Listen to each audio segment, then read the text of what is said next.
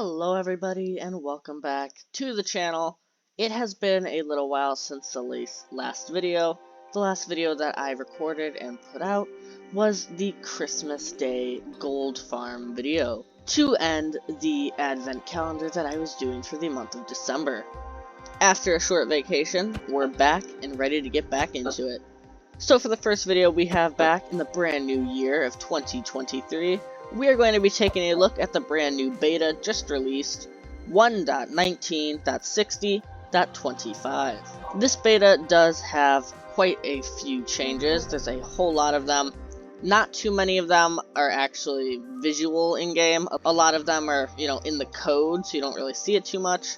And there are also a lot of changes to touch controls that I will read off to you, but I can't necessarily show you because I do not have Minecraft on a touch device. Anyway, with all that information out of the way, the changelog will be down in the description for you to read if you would like to, and let's get into the video.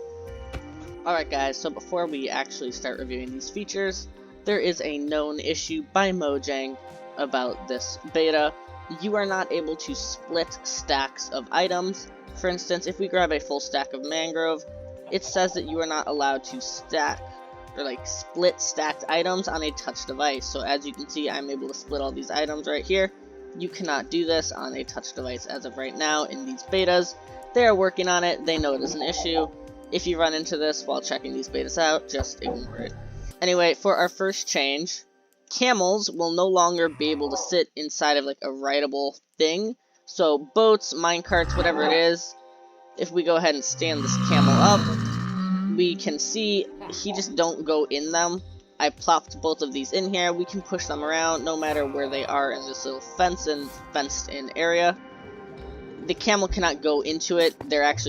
He's actually pushing them, so no more putting your camels in boats. For our second change, there has been a bit of a change to how you put these heads on note blocks.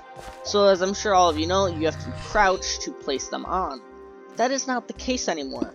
Mojang has made it so only when it comes to these heads, you can just instantly place them on top without actually needing to crouch and do it. I think this is an interesting change. I actually think this could be very useful when it comes to a few other types of blocks, and I'm very excited to see where this feature goes in the future. Now, the next change is just general content. The changelog says that they added a content error for the condition that custom blocks with the permutations or properties fail to load in non-experimental worlds for JSON formats, 1.19.60 and onwards. This is definitely just information for add-on makers. I have no idea what this really means, but I'm assuming pretty much when you're making a pack with custom blocks, you have to do it differently starting in the next big update. I have no idea what this means. If any of you know what this means, I hope it's useful. Now, for the next bit, in terms of touch controls, the correct dismount tips now show if you're not using the classic touch controls. So as I'm sure you know, when you're sitting on an animal, it says once you get on how to get off of it. Those were not appearing properly on touch controls. That has been fixed. Now, this next change I thought was a little weird because we have already looked at this actually. This change was implemented a few weeks ago, but Crimson and Warped Woods now have their own unique sounds when placing all the different blocks. So let's listen.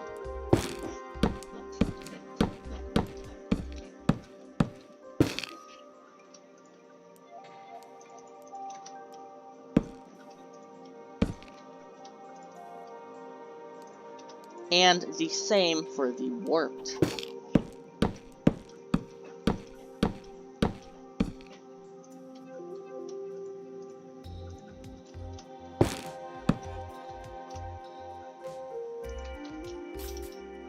I personally like all of these sounds quite a lot. They sound very nice.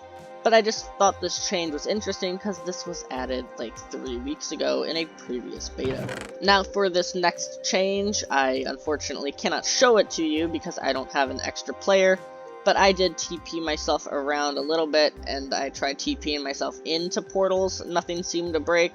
I know that's not the exact test, but They fixed a potential crash when teleporting players to other dimensions using commands. I'm not entirely sure how you do that, because it's not like you can't like /TP yourself to another dimension, I didn't think, but yeah, I don't use commands very much if you can't tell, because apparently you can do that somehow. Anyway, I hope it's fixed. If any of you actually know how to test that, go ahead and give it a shot. Let me know down in the comments down below if it worked or not. Now, these next two changes are also related to commands, so I obviously have no idea what they mean, but it reads that running a /execute if unless score on a player that does not have a scoreboard set will now return false. I have no idea what that means, but I'm pretty sure some of you people who use commands a whole lot might know. And for the second one, if /execute if unless score no longer accepts selectors that can return multiple entities, parentheses, i.e. at E, comma, at A, parentheses. I have no idea what that means. Please let me know down in the comments below. Next up is an input fix. They have fixed a bug where the mouse cursor was visible and is no longer usable to control the player camera on the HUD screen. After exiting the menu, screen will touch while moving the mouse around. I've actually experienced this bug before.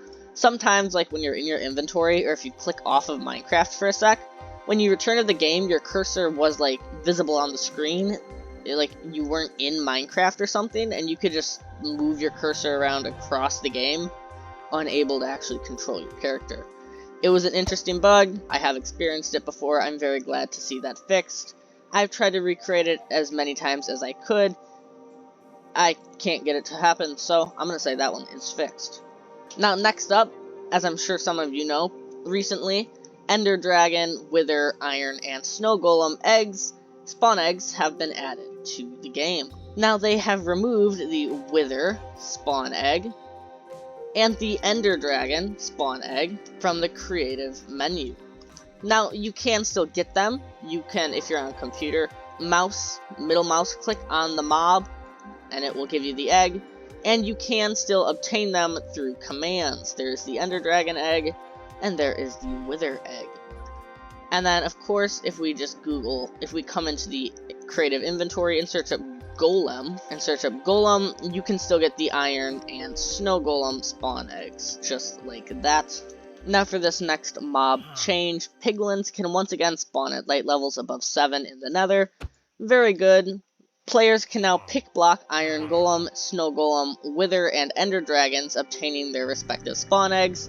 So like I just said below, if you go up to a mob and you're playing on mouse and keyboard, if you hit the scroll wheel on your mouse, push it down, it is pick block. You can do this for any block or item in the game, and it works for mobs as well. It only works in creative for spawn eggs, or, anything. But in survival, if you already have the item in your inventory, it will work as well. Now, there has been a bit of a change to the Evoker. The Evoker now actually has a proper sitting animation when it is in boats and minecarts. Previously, it just stood there, kind of looking like a statue of some type. I really like this new sitting pose. I think it looks really great, and I love how they're bringing some life to the game with these new sitting animations. Now, these next few changes are under particles. So the updated particle documentation with descriptions of new materials to include example particles in the experimental resource pack. Basically, they made changes to particles and their code. I have no idea what that really means. Next up is under performance and stability. They have fixed potential crashes when using the instant despawn component. I don't know what that is, so we're gonna go with alrighty then. And they have fixed a potential crash when loading actors. I don't know what those are either, so once again, please let me know down in the comments below if you do, and if it's actually fixed. Under stability and performance, client-side level chunk generation is now server authoritative, preventing clients from generating unnecessary chunks. While I'm not entirely sure what that means, I can assume this means that you're not going to load chunks that you don't need to load at the moment, so your game should hopefully run smoother. The next few changes are all under touch controls. I'm just going to put those up on the screen right now so you can read them. because I don't actually have a way of showing them to you. There are also a few changes to the user interface. None of them necessarily affect anyone who isn't on touch.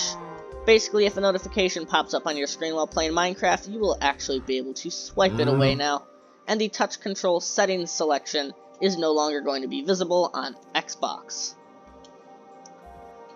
There are 3 vanilla parity changes.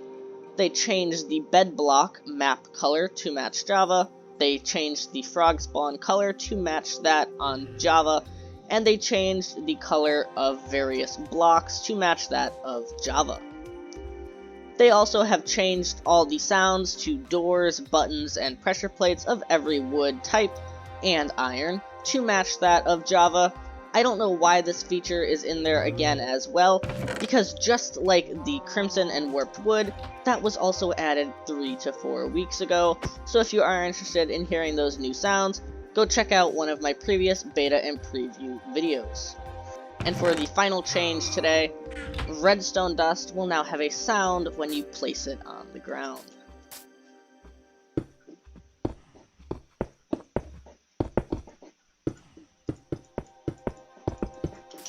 They also added a sound when you break it now, so that's nice.